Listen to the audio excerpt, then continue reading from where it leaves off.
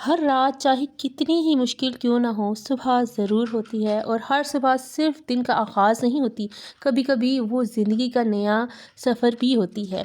अस्सलाम वालेकुम my YouTube family, कैसे हैं आप सब लोग। उम्मीद करती हूँ सब खैर खैरियत से होंगे, जहाँ रहें खुश रहें, आबाद रहें, दुआ में याद रखें।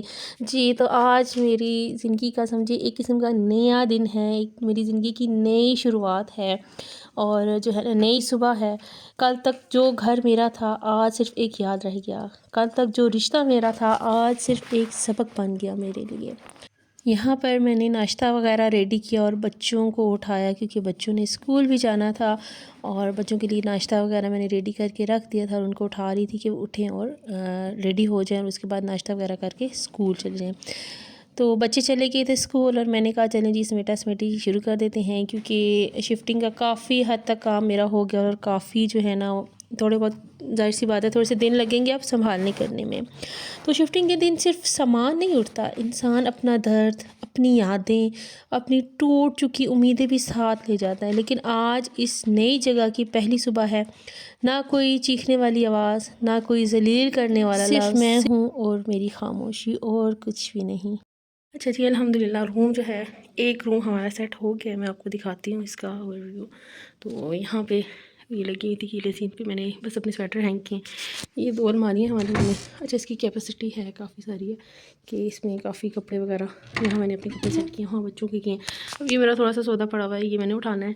किचन क्योंकि इतना सेट नहीं हुआ, किचन बहुत गंदा है। ये मेरा बेड आ गया, ठीक है। यहाँ पे मैंने अलमारी रखी है साथ बेटे के लिए अपने, और यहाँ भी बर्तन वगैरह कुछ चीज़ें काफ़ी मेरी पड़ी हुई हैं, क्योंकि जो है ना मेरा शोकेस रहता है वो नहीं आया बर्तन वाला, वो आएगा तो फिर ये भी हमारा सेट हो जाएगा। और इधर जो है ये हमारा है ड्रेसिंग टेबल, इसकी शीट्स भी टूटी हुई थी, वो भी मैंने मंगवानी है इंशाल्लाह। और बस ये पर्दे भी मैंने फ़िलहाल ऐसे ही लटकाए हैं, क्योंकि अब टाइम लगेगा इनके वो मंगवाने अंदर वाले और सब कुछ।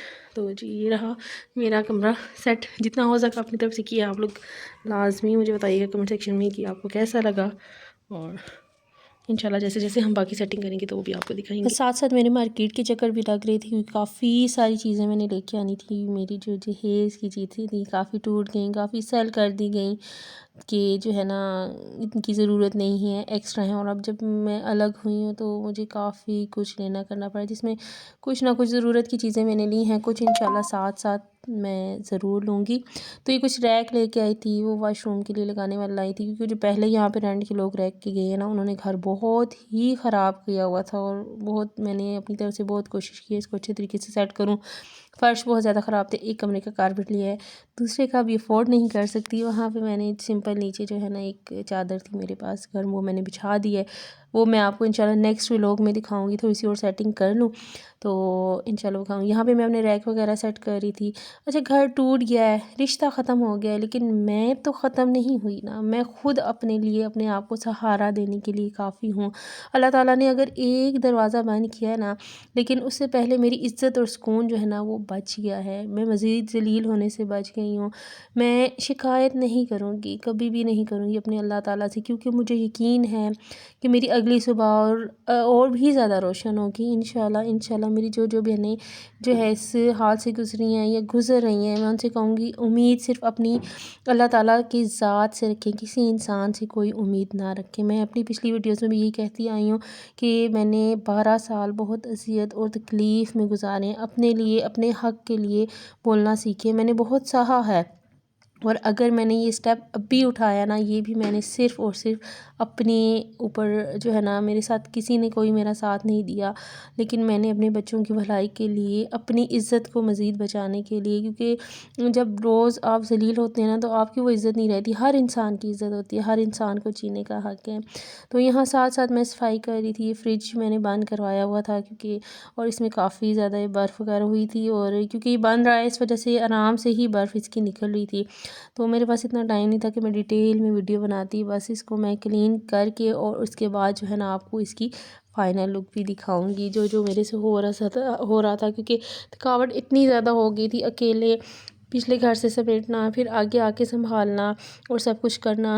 अभी भी थोड़ी बहुत सेटिंग जो रह गई है वो इंशाल्लाह मैं जैसे जैसे करूँगी सब कुछ इंशाल्लाह आपसे शेयर करूँगी। आपसे एक रिक्वेस्ट है, अगर मेरी चैनल पे न्यू है तो चैनल को सब्सक्राइब ज़रूर कर दें।